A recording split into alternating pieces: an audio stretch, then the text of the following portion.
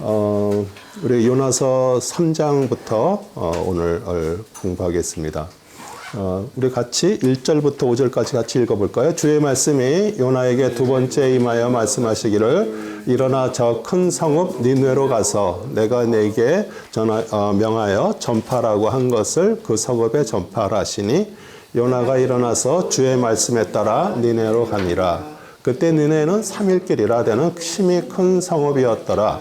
요나가 그 성읍에 들어가 하룻길을 시작하고 그가 부르짖어 말하기를 40일이 지나면 니느웨가 무너지리라 하였더라. 그리하여 니느웨 백성이 하나님을 믿고 금식을 선포하며 굵은 베옷을 입었으니 그들 중에 가장 큰 자로부터 가장 작은 자에 이르기까지라. 네.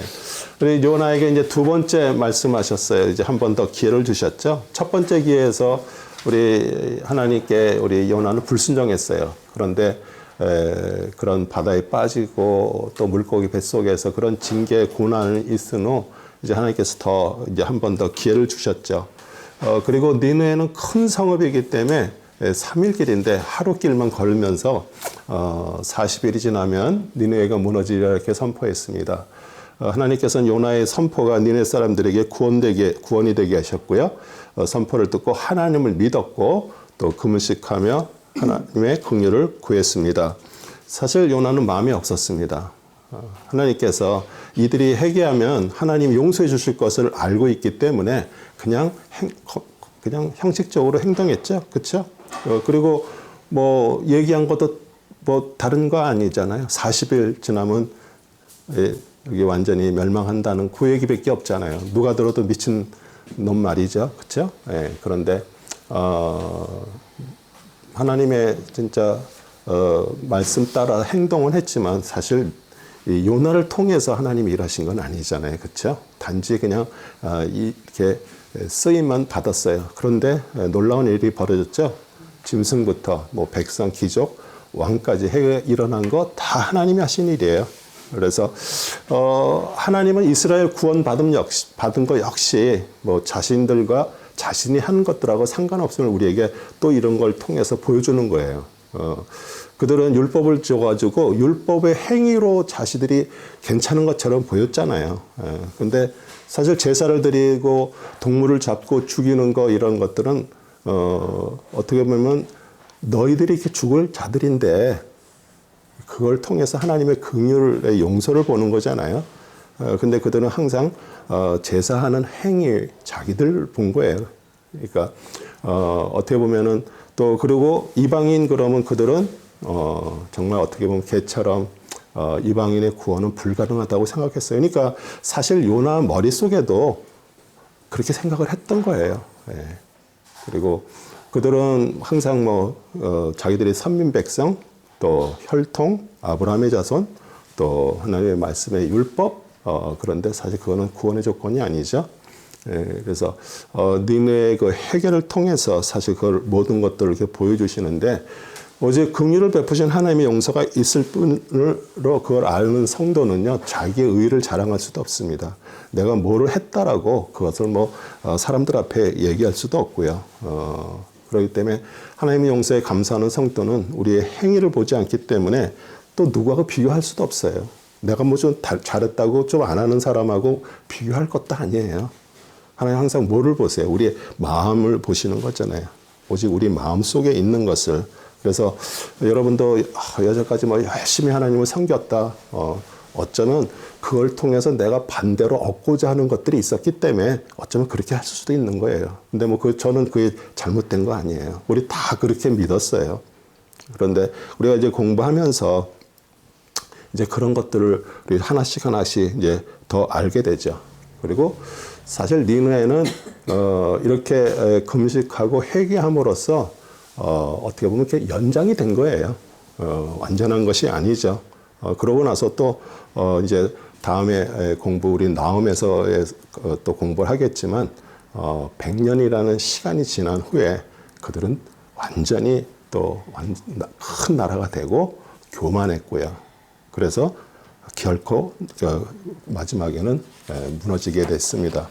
그 다음에 왕과 귀족과 백성, 짐승까지 회개합니다. 6절에서 10절입니다. 소문이 니네 왕에게 이르자 왕이 그의 보좌에 서더나 그의 왕복을 벗고 굵은 베옷을 입고 재에 앉았더라. 왕이 그의 귀족들과 더불어 니네 전역에 칙령을 선포하고 조서를 내리게 하여 말하기를 사람이나 짐승이나 소떼나 양떼나 입에 아무것도 대지 못하게 하라. 먹지도 말고 물도 마시지 못하게 하고 사람이나 짐승이나 굵은 배를 쓰고 힘써 하나님께 부르짖게 할지니 정녕 그들 각인으로 자기 악한 길과 자기 손에 있는 난폭함에서 돌이키게 할지니라.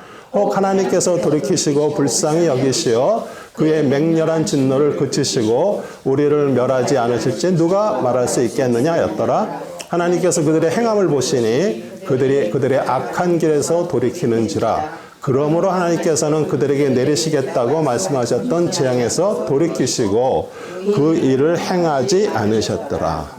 하나님의 뜻은 항상 그거 아니에요? 멸망이 아닙니다. 돌이킴이죠. 회개와 돌이킴이에요. 그래서 사람이 회개하고 구원받는 거, 예레미야 애가 3장 33절도 이는 그가 사람들의 자손에게 고의로 고통을 주거나 슬픔을 주지 아니하심이니. 우리 예수님도 이 세상에 오신 목적이 세상을 심판하고 죄인을 멸망시키러 오신 게 아니잖아요. 그 죄인을 불러서 회개시키고 구원하시기 위함입니다. 요한복음 3장 17절도요. 하나님께 자기 아들을 세상에 보내신 것은 세상을 정죄하려 하심이 아니요 그를 통하여 세상이 구원받게 하려 하심이라. 그래서 요나서는 우리 인간의 어떤 행함과 실천이 사실은 구원의 존재가 되지 못하는 것을 깨닫게 하는 것이에요. 그리고 하나님은 자신이 죄인임을 자각하고요. 항상 우리 눈이 그 구원자를 바라보는 자 주님께서 사랑하시고 선택을 하시는데 구약에서도 우리 앞으로 오실 메시아를 바라보면서 구원을 받았습니다. 근데 이제 요나가 이제 불평합니다.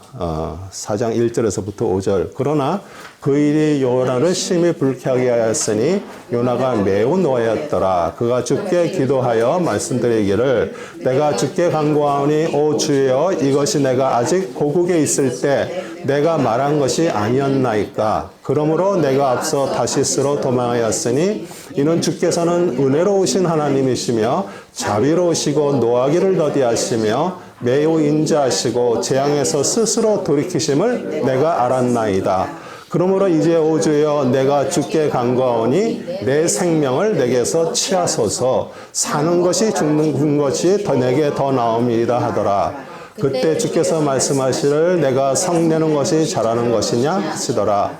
그래야 요나가 그 성읍 밖으로 나가서 성읍 동편에 앉아 거기서 움막을 짓고 그 아넬의 그늘에 앉았으니 이는 그 성읍이 어떻게 될 것인 줄 보려 함이었더라. 하나님의 명령을 받아서 간 선지자가 또 물고기 뱃속에서 회개했잖아요. 그런데도 자기가 원하는 대로 되지 않으니까 뭐라 그래요? 그냥 나를 죽여달라 그러는 거잖아요. 어떻게 보면 정말 악하죠. 그러니까 아무리 원수의 나라라도 회개하면 이제 하나님께서 분명히 용서해 줄 거를 사실 알았습니다. 그래서 다시스로 스페인으로 도망갔잖아요. 그런데 요나는 하나님으로부터 자기 자신의 조국만 이렇게 선택받았다는 그런 편협한 선민의식을 가지고 있었어요. 그래서 하나님께서 성내는 것이 잘하는 것이냐. 어떻게 보면 어쩌면 우리도 그런 적 없으세요? 네. 왜 내가 원하는 대로 하나님은 한 번도 들어주지 않으시고 항상 이렇게. 근데 그렇게 가는 길이 생명의 길이기 때문에 그러는 것이에요. 그리고 우리 생각대로, 내 생각대로 내 행동하는 것을 이제 책망을 하는 거죠. 그래서 이제 하나님은 이제 자연 만물을 통해서 이제 교훈을 하십니다. 6절, 9절입니다. 그때 주 하나님께서 박넝쿨을 예비하사 요나 위로 올라가게 하셨으니 이는 그의 머리 위에 그늘이 지게 하여 그의 슬픔에서 그를 구해내시려 함이더라. 그러므로 요나가 그 박넝쿨로 인하여 심히 기뻐하였더라. 그러나 그 다음날 아침에는 하나님께서 벌레 한 마리를 예비하시어 그 박넝쿨을 상하게 하시니 그것이 시들었더라. 하나님께서 요나에게 말씀하시기를 내가 그 박넝쿨로 인하여 화를 내는 것이 잘하는 것이냐 하시니 그가 말하기를 내가 죽는다 할지라도 성내는 것이 잘한 일이었나 하더라. 네. 웃음밖에 안 나오죠. 하나님께서 박넝쿨도 준비하셨죠. 또 벌레도 하나님께서 보내시고요.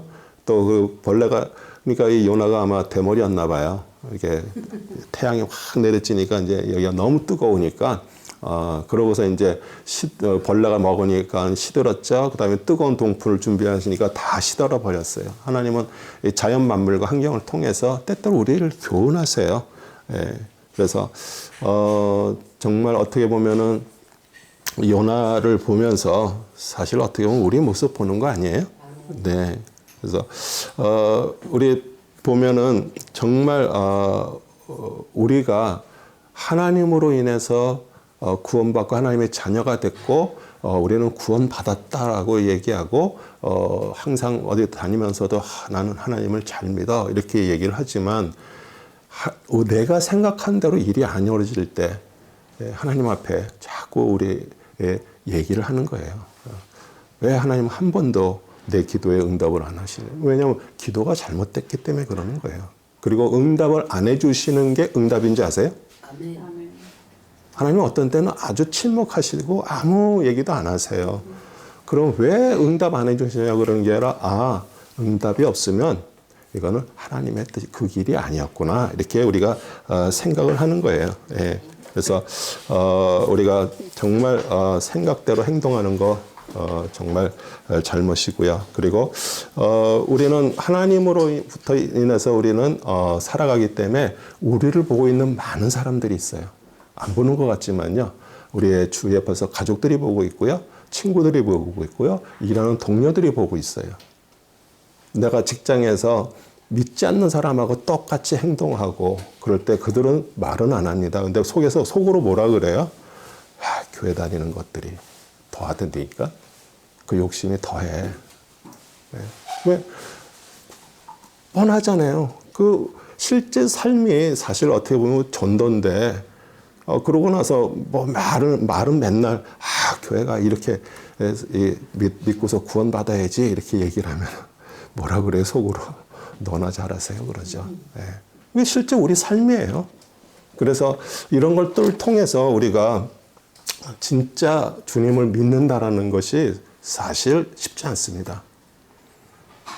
그냥 쉽다 그러면 아직 그분은 모르는 사람이 하나님도 모르고요. 그리스도는 모르는 거예요. 그냥 종교 생활하고 있는 거예요. 근데 실제로 내가 하나님의 뜻에 따라 살려고 그러면요. 이거는 다 걸리는 거예요. 전부. 그래서 우리가 이제 이런 공부를 요나를 통해서도 우리 자신들을 이렇게 보게 되고요. 그다음에 이제 하나님의 주권입니다. 10절에서 11절. 그러자 주께서 말씀하시기를 내가 수고도 아니하였고 기르지도 아니하였으면서 하룻밤에 나와서 하룻밤에 없어진 그 박넝쿨을 긍휼히 여겼거든.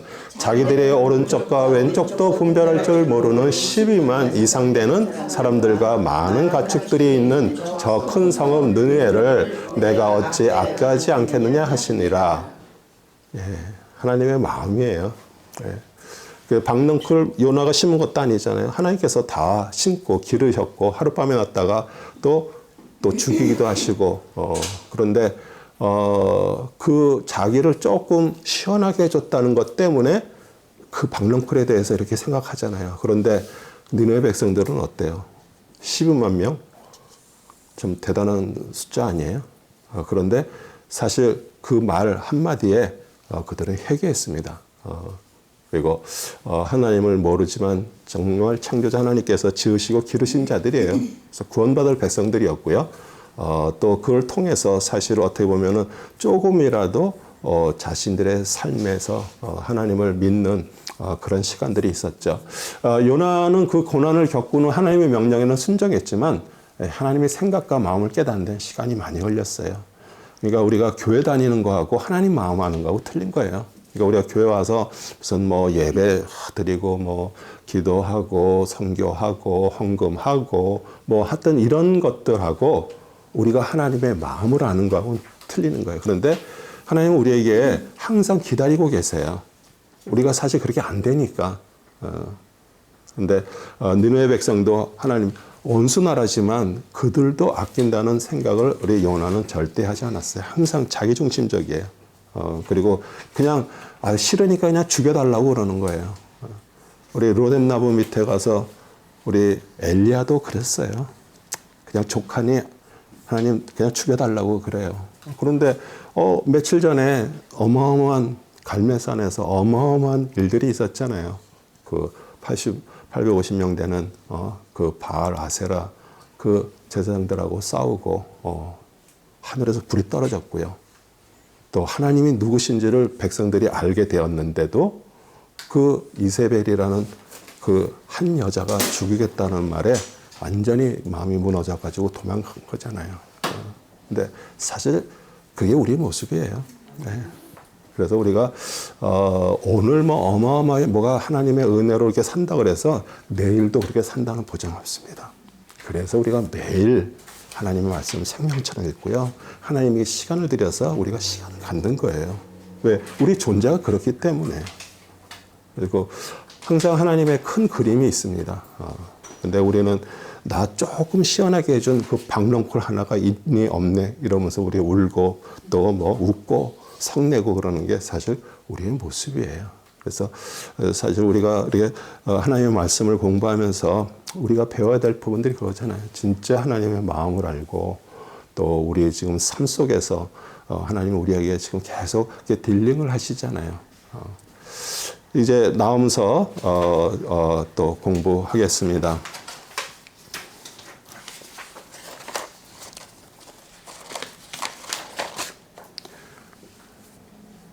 나음은 이제 이게 연결이 되는 거예요. 100년이란 시간이 지났어요. 요나의 전도로 거대한 이방도시 니느웨는 해결했습니다. 그래서 하나님의 심판이 보류됐어요. 그런데 100년이 지난 후 똑같이 불법과 우상숭배와 교만으로 인해서 우리 하나님의 심판이 나음 선자를 통해서 다시 예언되는 거예요. 그런데 요나는 니느웨로 보냄을 받았어요. 근데 나음 선자는 그곳에 가지 않고 예언을 하는 거예요. 왜 그럴까요? 그 악한 곳에 가면은요, 나음은 가서 바로 죽어요. 그렇기 때문에 하나님께서 거기를 보내질 않고 이스라엘에서 이렇게 선포를 하는 거예요. 말씀을. 예. 그래서 왜냐하면 거기에는 정말 교만해졌고요. 왜냐하면 이제 아시리아라는 나라가 어마어마하게 강성해졌어요. 그러니까 완전히 그들은 얘기를 해봐도 해결할 수가 없는 상태예요. 그렇기 때문에 이제 있는 곳에서 이렇게 거기에 대해서 그 예언을 한 얘기고요. 그 다음에 수업 목표는 나움 서론, 또 니느웨 멸망 선포에 대해서 공부하고요. 하나님의 진노의 무서움과 주를 대적하는 계획의 어리석음에 대해 공부하고요. 그 다음에 이제 바벨론 군대 침략, 바벨론의 메데 바사곤에 의해서 완전히 무너졌죠. 그 다음에 니느웨 성의 멸망, 그 다음에 니느웨 성 멸망의 원인, 그리고 하나님을 대적한 나라의 최후에 대해서 공부하고요. 또 니느웨 성뿐만 아니라 아시리아의 멸망에 대해서 이렇게 공부를 합니다. 나움의 예언은 니느웨의 사악함에 대해서 하나님의 의로우신 심판이었습니다. 요나의 회개 후 선포 100년의 그 세월이 흐른 동안 아시리아는 완전히 세계 최강의 나라로 성장했고요. 교만이 하늘을 찔렀습니다. 근데 하나님은 노하시기를 더디하시고 기다리시죠. 그러나 그 죄의 대가는 받게 하세요. 그리고 이제 모든 권세, 그들이 가졌던 권세 다 주 하나님 앞에 쓸모없게 되었고요. 그래서 나오면서 전체는 하나님의 정의와 거룩한 진노를 선포하는 말씀으로 주제의 말씀은 1장 7절의 내용입니다. 오직 주는 선하시며 고난날에 요새시라. 우리 하나님은 우리가 정말 고난 중일 때 피할 곳이 되시는 것이에요. 그래서 그걸 통해서 우리도 우리 삶 속에서 어떤 때는 정말 어려운 시간들이 있잖아요. 정말 어떻게 보면은 막 갈팡질팡하고요. 이렇게 해야 될지 저렇게 해야 될지 또 아니면 정말 목까지 차는 그런 그 어려움 속에서 우리는 주님을 바라보고요. 주님 앞에 피하는 거예요. 주님 앞에 달려가는 거예요. 그러니까 그거는 회개의 메시지도 다 또 연결이 됐고요. 니느웨 멸망을 선포합니다. 1장 1절에서 5절입니다. 니느웨에 대한 엄중한 말씀이라 엘고스의 나옴의 환상의 책이라 하나님은 질투하시며 주는 복수하시는도다. 주는 복수하시며 진노하시고 주는 그의 대적들에게 안갚음을 하시는도다. 그는 그의 원수들을 인하여 분노를 간직해 두시는도다. 주는 노하기를 더디하시며 능력이 크시며 악인을 결코 면제해 주지 아니하시며 주는 해오리 바람과 폭풍 가운데도 그의 길을 가지고 계시며 구름은 그의 발에 티끌리로다. 그는 바다를 꾸짖으시고 그것을 마르게 하시며 모든 강을 말려 버리시는도다. 바산과 갈멜이 시들며 레바논의 꽃이 시드는도다. 산들이 그의 앞에서 진동하며 작은 산들이 녹아내리고 땅이 그의 면전에서 타나니 실로 세상과 그 안에 거하는 모든 것이로다. 네, 나움이라는 선자의 이름은 위한 자라는 뜻이에요. 네, 그리고 우리 갈릴리 지방의 가버나움, 그대로 풀이하면 나움의 마을 이런 뜻인데, 그래서 이제 많은 사람들이 가버나움이 선자 나움의 이름에서 유래됐다고 이렇게 생각을 해요. 하나님께서는 사람이 하나님을 대적하고 거역하는 거 미워하시고 진노하시고 보복하시죠. 노하기를 더디하시지만 죄인을 결코 방관하고 내버려두지 않으십니다. 그래서 또 한 번 노하시면 심히 두렵죠. 해오리 바람 폭풍을 사용하시고요. 비구름을 주장하시고요. 그러니까 비구름을 주장하신다는 얘기는 비를 내리게 하시기도 하고 또 이렇게 비를 안 내리게 하시기도 해요. 그래서 뭐 가뭄으로 인해서 고통을 당하게 하고 그는 바다를 꾸짖어 말리시고요. 모든 강들을 말려버리십니다. 그러니까 초장, 살림, 초목을 시들게 하시고요. 또 지진을 주장하고요. 땅이 꺼져 내리게 하고 솟아오르게도 하십니다. 그래서 우리가 지금도 가끔 일어나는 그런 지진, 해일, 여러 가지 이런 걸 보면서 두렵잖아요. 정말 어떻게 보면은 순식간이잖아요. 죽고 사는 것이. 그런데도 우리는 그건 항상 남의 얘기처럼 얘기를 해. 그것이 나에게 올 수도 있다라는 것은 우리는 자꾸 잊으려고 그러죠. 그래서 우리가 주님의 그 두려움, 그게 사실 우리의 지혜예요. 노하기를 더디하시는 것은 자기 죄를 알고 회개하도록 시간을 주시는 것이에요. 그렇죠. 그런데 세상 사람들 그러잖아요. 아니, 세상이 창조된 이후로 지금까지 아무것도 변한 것 없지 않냐, 그렇게 얘기해요. 마지막 날은 오지 않는다고 생각해요. 근데 사실 하나님이 기다리시잖아요. 회개하도록. 그래서 만약 죄에 대해서 즉시 보복하신다면 우리는 회개할 기회도 없이 그냥 심판과 함께 영원한 죽음에 이르렀을 것이에요. 또 세상은 분명 죄로 인해 심판을 받아야 하는데 아무 일이 없는 것처럼 조용한 이유는 하나님이 노하기를 더디하시는 오래 참으심 때문이에요. 그래서 오래 참으실 때 우리의 죄를 깨닫고 회개하는 것, 그런 하나님의 백성을 부르시고 마음을 돌이켜서 우리 예수 그리스도를 믿도록 일하고 계십니다. 저도 이제 70이 다 돼가는데 진짜 제가 악한 일, 잘못된 일, 그 순간에 저한테 그것을 심판하셨다면 저는 이 자리에 있지도 않아요. 우리가 정말 어떻게 그런 것들을 이렇게 우리가 나중에라도 이렇게 깨달았다는 얘기는 이제는 점점 하나님의 사람으로 살아가야 되잖아요. 예전에 하던 거 이제 사실 시간이 아깝지 않아요. 그래서 우리가 하나님 앞에 정말 바르게 하나님의 뜻을 가지고 사는 것이죠. 6절에서 8절입니다. 누가 그의 분노 앞에 설 수 있느냐? 누가 그의 분노의 열기 속에 거할 수 있느냐? 그의 경노함이 물처럼 쏟아지고 바위들이 그의 의들에 던져지는도다. 주는 선하시며 고난한 날의 요새시라. 그는 자기를 신뢰하는 자를 아시는도다. 그러나 범람은 홍수로 그가 그 자리를 완전히 멸하실 것이요 흑암이 그의 원수를 추적할 것이라. 네, 우리 진노가 얼마나 두렵고 무서운지 우리 인생들은 사실 그 앞에 설 자가 없습니다. 그래서 화산이라든지 쓰나미라든지 그런 걸 보면서 지금도 이렇게 동영상에 남아 있잖아요. 일본에 정말 쓰나미 덮쳐가지고 차들이 그냥 일본 차도 조그마잖아요. 그냥 막 동동 날아가고 막 그런 걸 보면서도 저 일이 나에게 닥칠 것 같지 않다라고 다들 생각하면서 담대하게 그냥 살고 있어요. 그래서 우리 어떻게 보면은 우리에게도 사실 매일매일 위험 속이지만 그래도 우리가 하나님 앞에 마음을 드리고 하나님 앞에 살 수 있는 것은 그분이 우리의 피할 곳이기 때문에 그래요. 산성이시고요. 피난처시고요. 그를 신뢰하는 자들은 아시면 이제 범람한 홍수로 원수들을 멸하실 것이에요. 이제 니느웨도 홍수로 인해서 멸망을 받는 것이에요.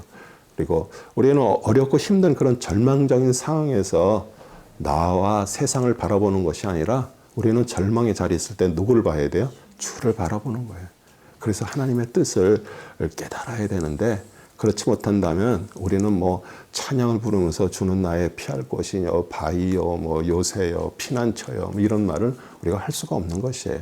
그래서 심판은 절망적인 상황 그 자체가 사실은 하나님의 진노죠. 뭐 세상은 존재할 수도 없고요. 생명을 유지할 길도 없습니다. 그냥 깨지고 부서지는 것밖에 없어요. 근데 이런 심판의 현장에서 우리의 희망이 뭐예요? 돈도 아니죠. 권력도 아니고요. 오직 하나님께 항복하고 돌아가는 것밖에 없어요. 그러면 그 항복이라는 게 뭘까요? 항복은 진짜 그리스도가 주인이 되는 거예요. 왕이 되는 거예요. 생명의 주인이고요. 그런데 우리는 자꾸 예배드리고 헌금하고 막 이런 걸로 해가지고 자꾸 그걸로 때우려고 그래. 어떻게 보면은 하나님은 우리에게 정말 많은 것들을 허락하셨잖아요. 그리고 우리가 뭐 11조를 뭐 철저히 낸다. 근데 사실 11조를 철저히 낸다 그러는 것 자체가 사실 나의 어떻게 보면 하나님에 대해서 나의 어떤 그런 종교적인 것이에요.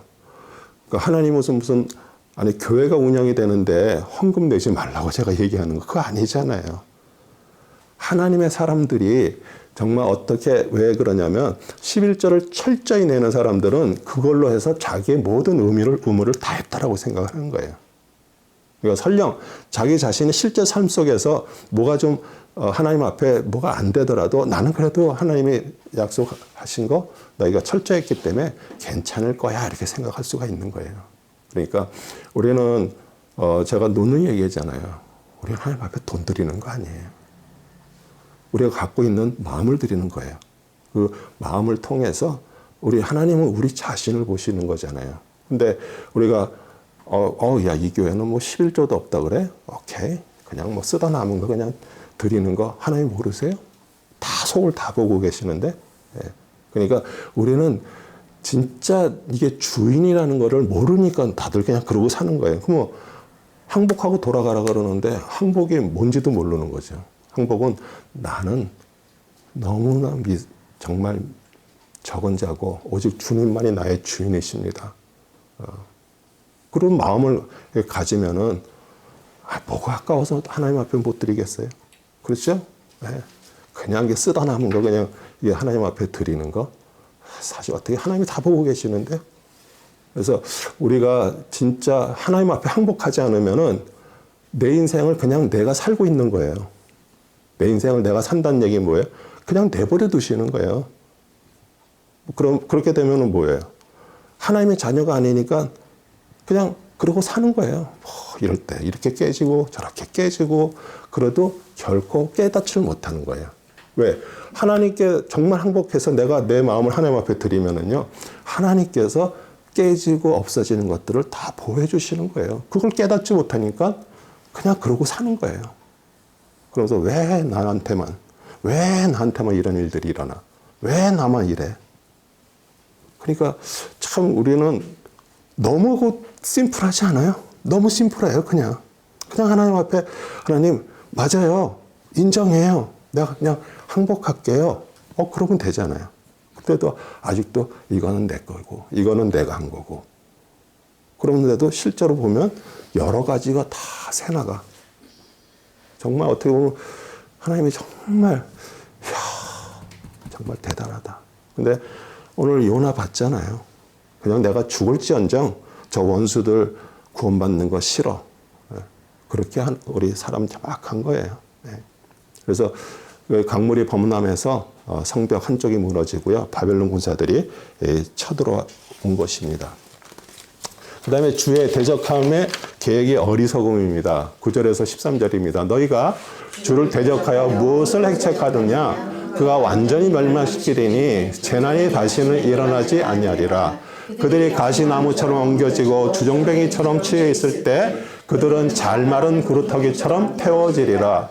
주를 대적하여 악을 핵책하는 자가 내게서 나오나니 그는 사악한 지략가라. 그가 이같이 말하노라. 그들이 비록 평화롭고 수가 많을지라도 그가 지나갈 때에 그들이 진멸을 당하리라. 내가 너를 괴롭혔으나 다시는 괴롭히지 아니하리니 이는 내가 지금 내게서 그의 멍에를 꺾고 내 결박을 조각내어 끊을 것입니다. 우리 느리의 사람들 하나님도 모르고요. 자기의 우상을 믿고 악한 일을 꾀하면서 그들의 계획과 생각은 헛된 것인데 어떻게 그들은 가시덤불같이 엉클어지고요. 또 말은 그 지푸라같이 태워지고요. 악인들에 대한 하나님의 심판은 어떻게 보면 정말 무서운 것이에요. 니누에서 하나님을 대항해서 악을 꾀하는 매우 사악한 지략가 누구예요? 사네리 왕이 나타났어요. 성경에 보면은 역대기부터 시작해서 11개 보면 수많은 이방 왕들이 나와요. 그런데 그들은 잠깐 이름만 나와요. 그런데 사네리 왕만큼 정말 어떻게 보면은 하나님을 모욕하고요. 그 히스기야 왕 모든 유다 백성들을 막 그렇게 했던 사람은 사네리 왕밖에 없어요.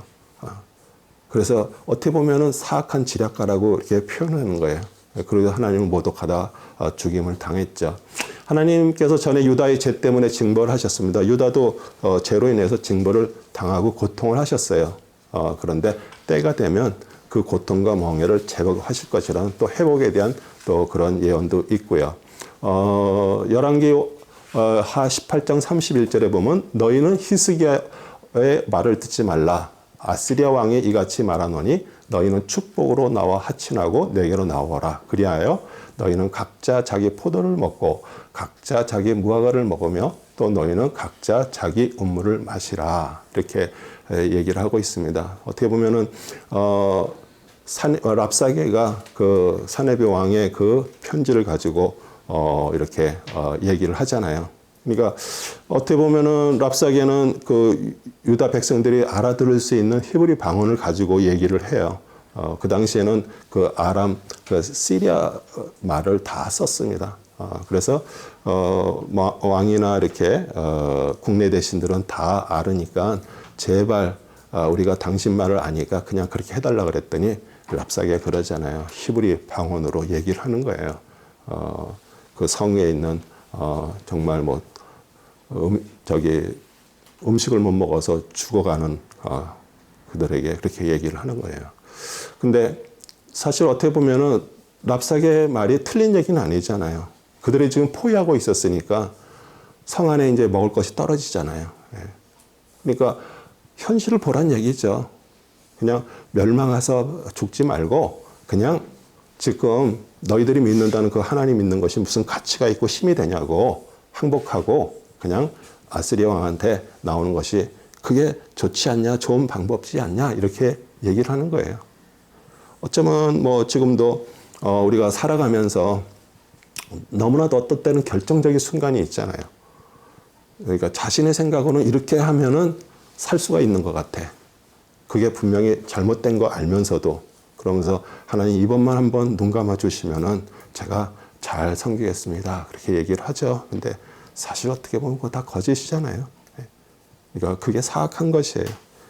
그런데 이제 이 우상숭배자의 최후에 대해서 우리 14절 15절에서 얘기합니다. 주께서 너에 관한 한 명령을 주셨으니 다시는 내 이름이 전파되지 아니하리라. 내가 내 신들의 집에 새긴 성상과 부어 만든 형상을 멸절할 것이요 내가 내 무덤을 만들리니 이는 내가 야비함이라. 보라 좋은 소식을 가져오고 화평을 전하는 자의 발이 산들 위에 있도다. 오 유다야 내 엄숙한 명절들을 지키고 내 서원들을 이행하라. 이는 악한 자가 더 이상 너를 통과하지 못할 것임이라. 그가 완전히 멸절되었느니라. 네, 우리 사네립의 그 이름과 권세가 온 천하에 알려졌죠.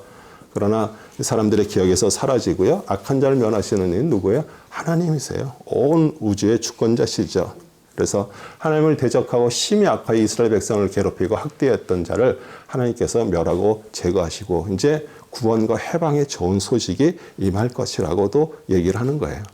그래서 적의 포위 속에서 두려워하면서 명절을 지키지 못했는데 이제 너희들이 명절도 지키고 또 주님께 고통 속에서 이렇게 하면 하나님 잘 믿겠습니다. 이게 서운한 거 이행하라고 얘기를 하는 거예요.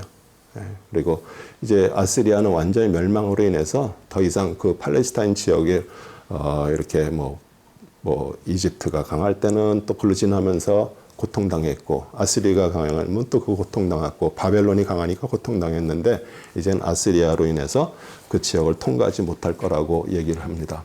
그리고 이제 바벨론 군대의 침략이 있어서 이제 망하게 되죠. 2장 1절에 4절입니다. 파괴하는 자가 올라와 내 면전에 있으니 요새를 지키고 길을 경계하며 내 허리를 튼튼하게 하고 내 힘을 크게 강화하라. 이는 주께서 이스라엘의 탁월함 같이 야곱의 탁월함을 외면하셨으며 약탈자들이 그들을 약탈하고 그들의 포도나무 가지들을 손상시켰음이라. 그의 용사들의 방패가 붉게 되었고 용사들은 주홍색이 되었으며 병거들은 그의 예비한 날에 불타는 햇불과 함께 있을 것이며 전나무들은 몹시 흔들릴 것이다. 병거들은 거리에서 사납게 달리며 넓은 길에서 이리저리 헤치가리라. 그들은 햇불같이 보일 것이요 그들은 번개같이 달리리라. 우리 바벨론 군대는 그 방패와 옷 색깔이 붉었습니다. 붉은색은 죽음의 그 위협과 두려움을 주는 색깔이고요. 또 병거들을 많이 타고 빨리빨리 번개같이 달리면서 니느웨를 멸망시켰죠. 비록 이스라엘 나라가 죄가 있어서 또 멸망했습니다. 그렇죠? 그런데 회복될 것이죠. 악한 세상 나라의 멸망은 하나님의 작정된 일이고요. 이 세상에 영원한 나라는 없습니다. 오직 하나 그리스도의 나라만 있는 것이에요. 아시리아 제국, 바벨론 제국, 메데파스 제국, 헬라 제국, 로마 제국 다 영원하지 않고 다 만들었습니다. 그런데 하나님께서 어떻게 보면은 이스라엘 백성들을 완전히 세상에 다 흩어져 버렸잖아요. 디아스포라라 그래서 그 나라가 없으니까 완전히 멸망을 했으니까 나라가 없잖아요.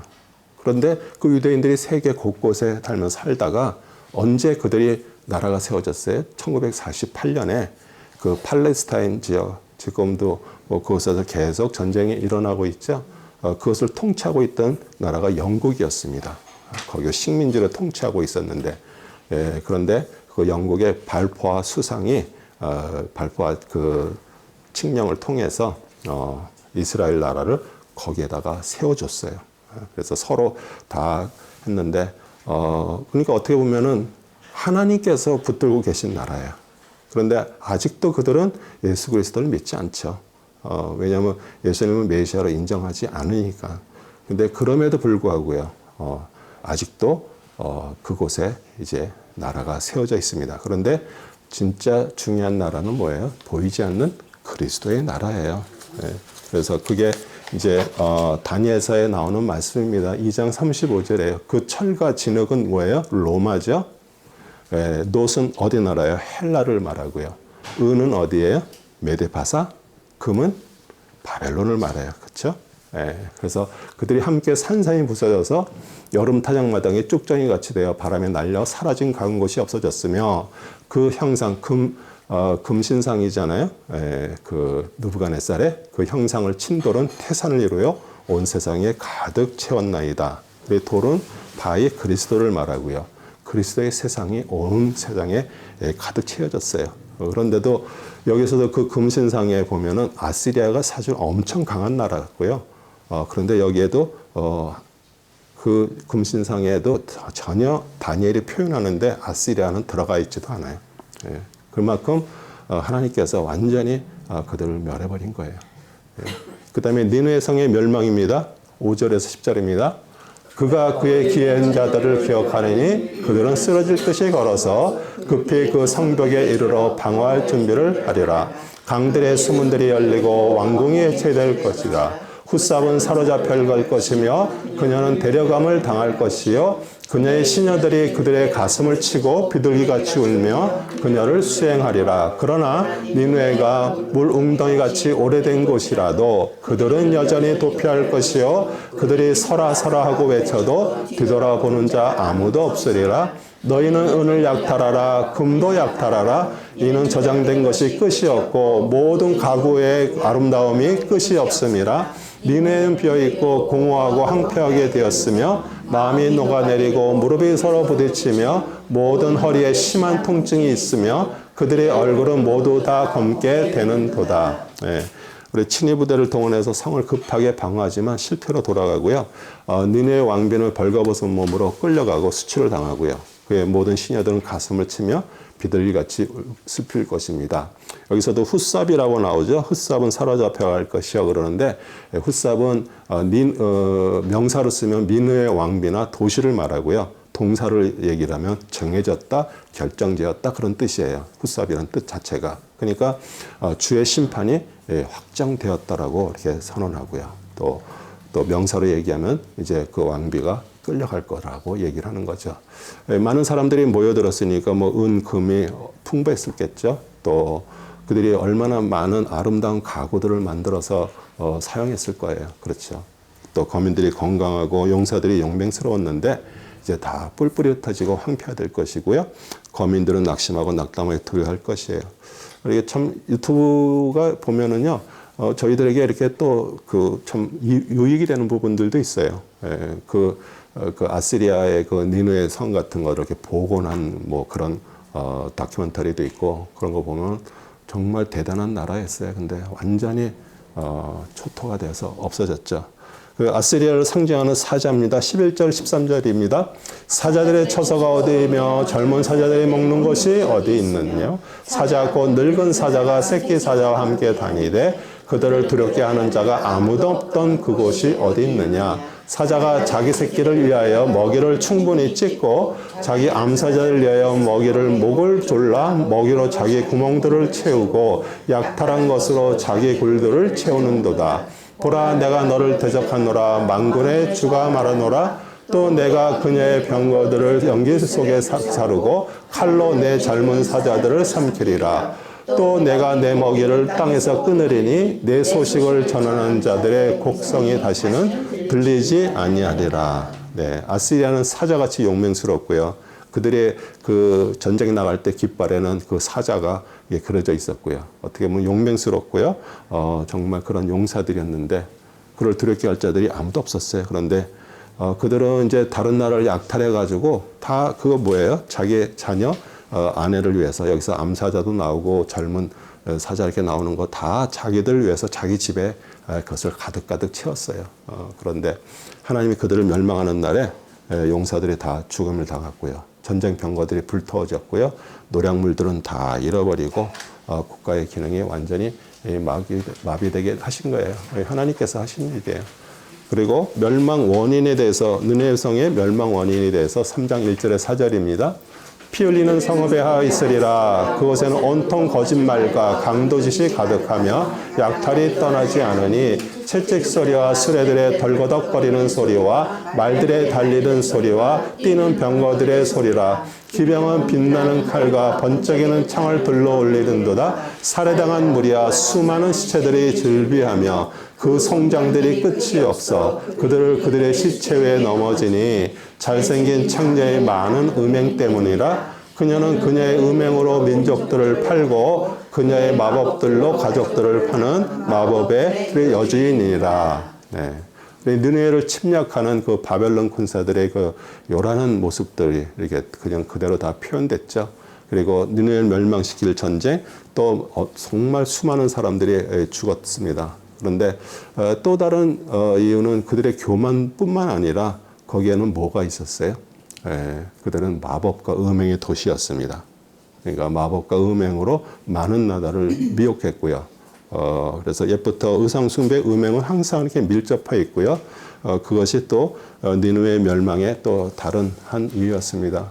그래서 하나님을 모르는 자들은요, 항상 그것이 따라다니고요. 뭐 바벨론 성도 마찬가지고요. 하나님을 대적한 나라의 최후입니다. 5절에서 10절입니다.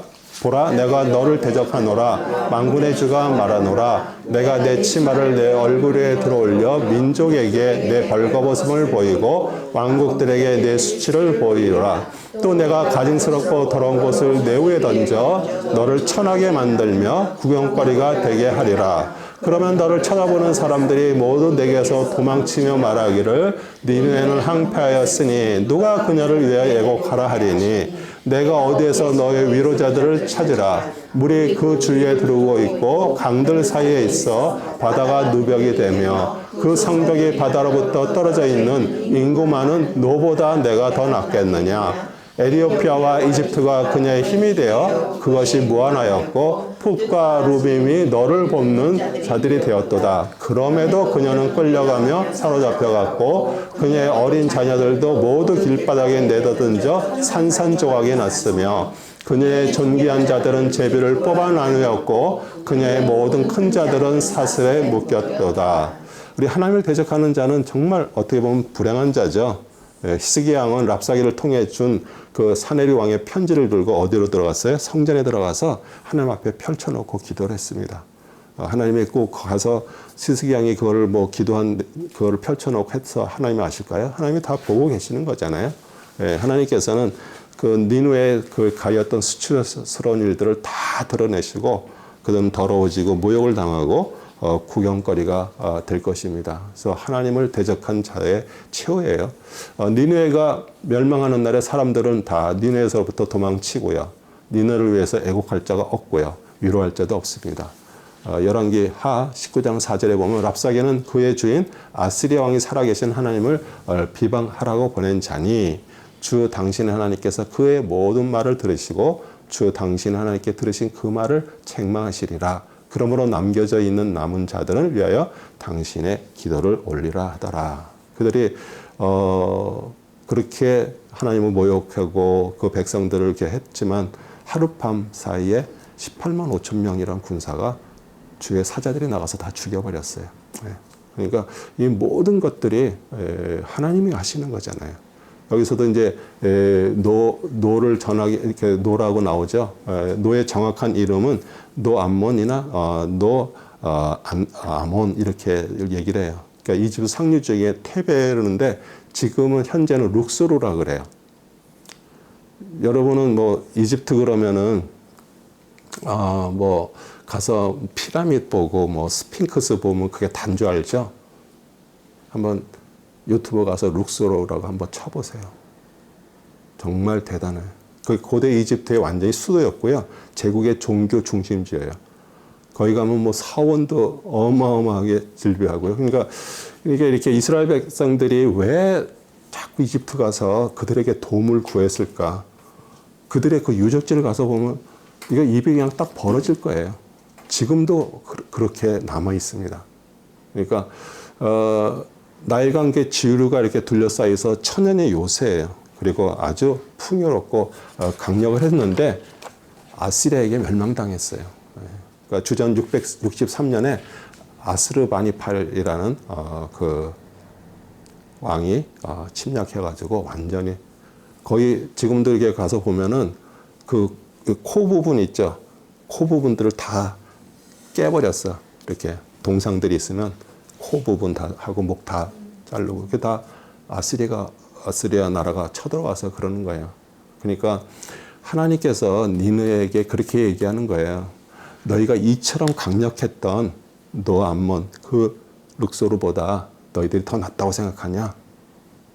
그 도시는 벌써 멸망했다 이렇게 얘기를 하는 거예요. 그래서 풋은 고대 북아프리카 지역 부족으로 창세기 10장 6절에 보면 함의 아들 중 하나로 이렇게 언급됩니다. 그리고 지금으로 얘기하면 리비아 지역을 이렇게 말하고요.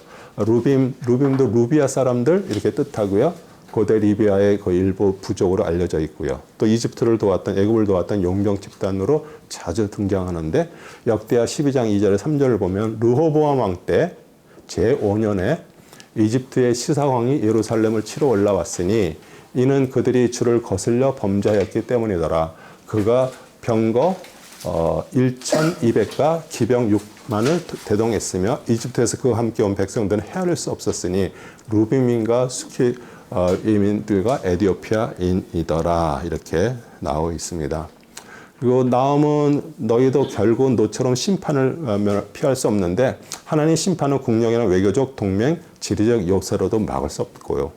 또 인간이 의지하는 어떤 무슨 정치, 군사, 지리, 문화적 자랑은 사실 하나님 앞에 무력할 뿐이에요.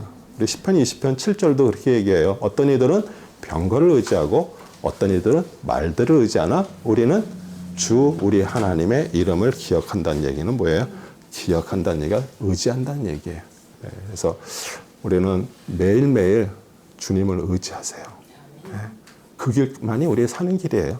네, 그래서 니느웨 하나님 심판이 선언하셨다면 우리 니느웨는 세상을 징조하잖아요. 그래서 지금 우리가 사는데 평안하고 뭐 이러는 건 어떻게 보면 사실 심판 속에 사실 있는 거예요.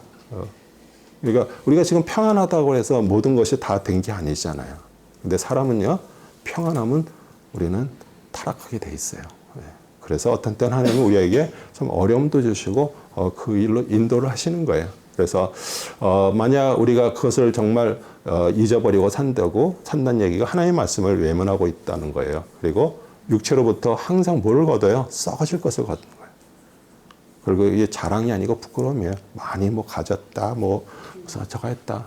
사실 우리가 살면서 어떤 때는 또 낮아지고요, 가난한데 이게 사실 어떻게 보면 부끄러움이 아니고요.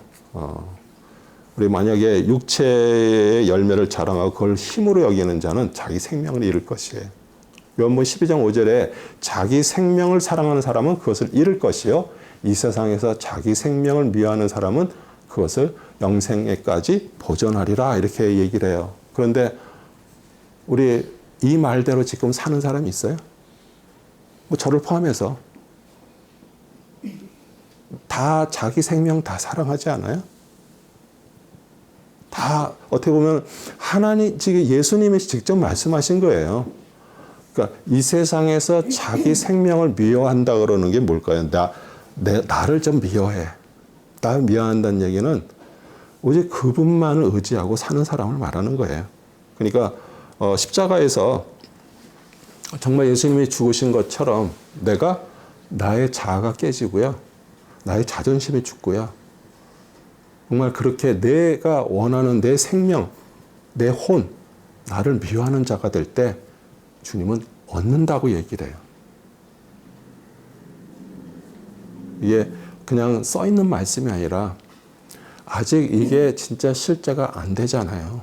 그럼 우리가 이거는 그냥 성경에 써 있는 건데 이거는 못하는 거야, 이렇게 넘어가는 게 아니고 어떻게 하면 이렇게 살 수 있을까요? 그리고 우리는 계속 주님 앞에 나는 실제로 나 그렇게 내 생명을 사랑할 수밖에 없어요. 그런데 어떻게 하면은 진짜 내 생명을 미워하고 주님을, 영생을 우리가 살 수 있을까요? 이렇게 우리가 간청하고 기도하고 그러면서 점점 하나님의 사람으로 살아가는 거잖아요. 네. 그리고 그 날이 올 거예요. 주님은 안 되고 할 수 없는 걸 가지고 얘기를 하지 않잖아요. 근데 항상 우리는 무슨 힘으로 자꾸 하려고 그래? 내 힘으로 하려고 그래, 그거를. 절대 인간의 힘으로는 그걸 못하는 거예요. 그분이 나를 완전히 차지하시면 돼. 그 얘기는 내 마음이고 나의 생각과 모든 것이 그분으로 인해서 내가 인도함을 받을 때 내가 주님이 말씀하신 건 나를 부인한다? 나를 어떻게 부인해? 사람들 절대 자기 자신 부인 안 하잖아요. 다 낫다 그러고 남들보다 괜찮다 그러고 뭐 똑똑하다 그러고 뭐 좀 가졌다 그러고 내가 뭘 얘기하면은 그거 아니고 이거야.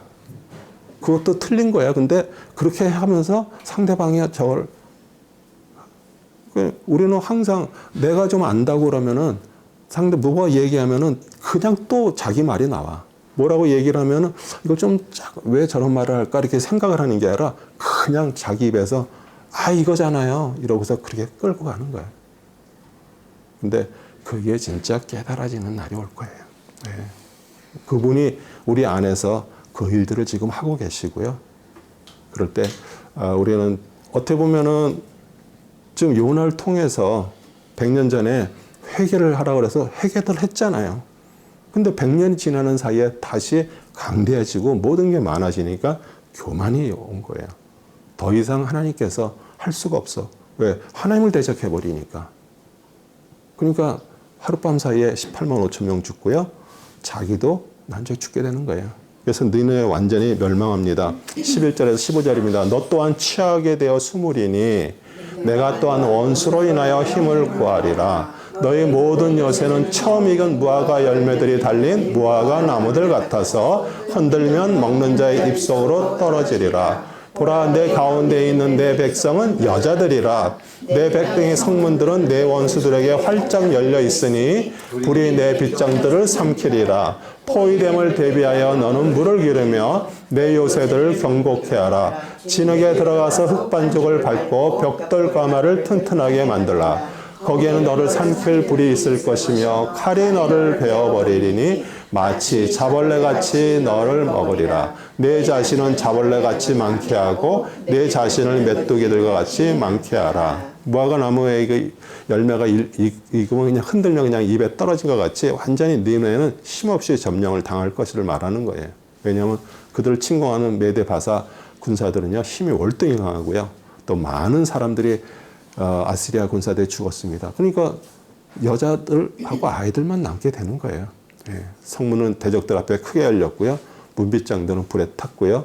포위 공격을 대비해서 물을 깃고 우리 산성을 경고하기 위해서 진흙 속에 들어가서 흙을 밟아서 뭐를 만드는가? 벽돌 가마를 만들어서 그걸로 성을 보수하려고 애를 쓰는데 이 모든 것이 다 헛되는 것으로 끝나게 돼요. 왜요? 하나님께서 시작하셨기 때문에 그래요.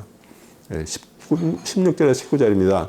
내가 내 상인들의 하늘의 별보다 많게 하였으나 자벌레가 해치고 날아가리라. 너의 간쓴 자들은 메뚜기들 같고 내 대장들은 큰 황출들 같으니 추운 날에는 울타리에 깃들어 있다가 해가 뜨면 도망치므로 그들이 있는 곳이 알려지지 않았도다. 오 아스리아 왕아, 내 목자들은 잠자고 내 귀족들은 틱불 속에 거리로다. 내 백성은 산에 흩어져 있으나 그들을 모을 사람이 없도다. 내 상한 곳은 고칠 수 없고 내 상처는 심하도다. 내 소문을 들은 자들이 다 너를 향하여 손뼉을 치리니 내 사악함이 계속해서 닿지 않을 자가 누구랴.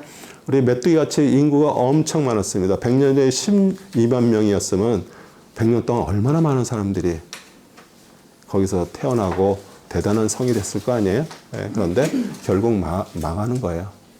또 상인들이 그래 내 상인들이 하늘의 별보다 더 많게 엄청나게 비즈니스가 잘 돌아가고 장사들 했을 거 아니에요, 그렇죠? 그 다음에 간쓴 자는 누구예요? 다들 어떻게 보면은 귀족들이고요. 정말 그런 재판관들을 말하는 거잖아요. 그들도 다들 이렇게 사라지는데 사실 인구가 많고 물질적 부여도요 하나님 심판하에 완전히 헛되는 거예요. 그리고 방백들과 대장들은 큰 메뚜기가 추운 날에 울타리에 깃들어다가 해가 뜨면 날아랑 같이 도망가 버리고요. 그래서 아시리아 멸망 소식을 듣는 주위의 사람들은 오히려 손뼉을 치죠. 왜냐하면 제가 얘기 계속했잖아요. 아시리아는 엄청 악한 나라예요. 그리고 가서 포로로 잡아가지고 코에다가 줄을 깨서 끌고 가고 정말 어떻게 보면 코를 베어버리고 할 정도로. 근데 그게 원래 그런 거예요. 다 자기가 심은 대로 거두게 돼 있는 거예요. 그래서 왜냐하면 그 나라가 망했다니까 엄청나게 해를 받았기 때문에 그들은 좋아하겠죠. 아시리아 왕 사네립은요 자녀로부터 살해를 당해 죽은 것은 살아계신 하나님을 대적함이 얼마나 무서운 것인 것을 말해줍니다. 열왕기하 19장 36, 37절에 이렇게 얘기합니다. 그리하여 아시리아 사네립 왕이 떠나 돌아가서 니느에 거하였는데 그가 그의 신 르스록의 신당에서 경배할 때 그의 아들들 아드람멜렉과 사레셀이 칼로 그를 쳐 죽이고 아르메니아 땅으로 도망하니 그의 아들 에셀하돈이 그를 대신하여 치리하더라. 그래서 어떻게 보면 하나님을 대적한 자의 최후가 죽음이죠. 그리고 아시리아라는 나라 자체가 어떻게 보면 완전히 역사 속에 이렇게 사라져 버렸어요. 여러분도 여기에서 우리가 어떤 교훈을 얻을까요? 우리가 진짜 하나님의 사람이 돼서 우리가 생전에 하나님을 잘 섬기고요. 하나님을 이렇게 하도 우리 자녀들이 또 하나님의 그것을 받아서 한다 그래도요. 사실 우리 보면은 니네 성이 100년 전에 그렇게 왕부터 짐승까지 회개했잖아요. 100년을 못 가는 거예요.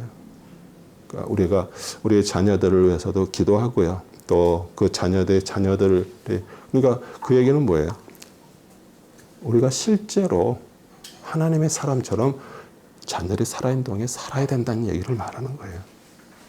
왜냐하면 그들은 부모를 보고 배우고 따라가는 거 아니에요? 우리 느네 성의 그 함락, 아스리아 멸망, 우리 나움 선지자는 아마 그곳에 갔으면 벌써 그 얘기도 하기 전에 죽었을 거예요. 그런데 하나님께서는 길이 길이 정말 참으시잖아요. 그러니까 그걸 통해서 우리도 우리 자신들이 정말 하나님 믿는다는 것이 무엇이고 진짜 내 혼, 내 생명을 미워할 정도로 그분을 의지하고 살아가는 사람들이 될 때 하나님 우리 삶에 하나님의 뜻이 이루어지고요. 그걸 통해서 우리 자녀들이 하나님을 믿고 또 그럼을 통해서 하나님의 뜻이 이루어지기를 소원합니다. 네. 다음 주에는 아모스 1장에서 5장까지고요. 이제 아모스하고 하박국만 하면 성경 전체 구약하고 신약하고 다 공부를 하는 것입니다. 그래서 윌민터 책도 우리 416장에서 419장입니다. 거기 6자가 빠졌는데 또 읽으시면은 이거는 우리가 성경을 이렇게 읽는데도 도움이 되고요. 도움이 되는 참고서니까. 또 질문 있으시면